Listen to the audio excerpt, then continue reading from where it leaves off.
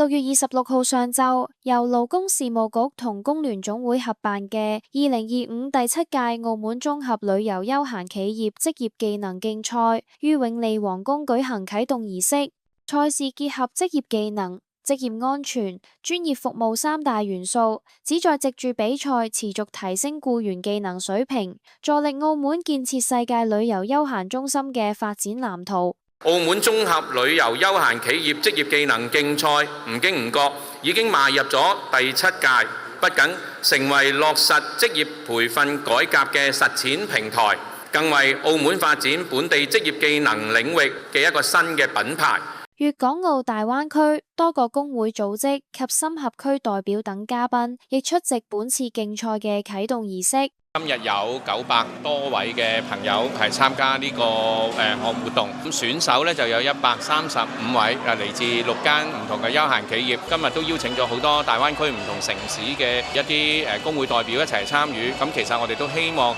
將我哋澳門嘅一啲休閒旅遊服務嘅元素呢，就可以俾我哋唔同灣區嘅城市呢一齊去認識啦。本次競賽主要涵蓋3項賽事，並由本澳資深業界人士及導師組成評判團，以確保賽事嘅公平公正。今屆競賽喺過往嘅良好基礎上，繼續開展博彩娛樂職業技能大賽、酒店綜合服務職業技能大賽同世界美食之都職業技能大賽3項賽事。期望一方面為行業職工搭建交流平台，促使行業職工提升綜合職業核心能力，更希望藉由競賽弘揚勞動精神、工匠精神，激勵廣大勞動者以技能成才為目標。開幕禮後，競賽於永利皇宮多個場區同步展開，賽事內容圍繞博彩娛樂、房間整理、房間設施維護、中餐廚藝同埋西餐服務5個競技類別。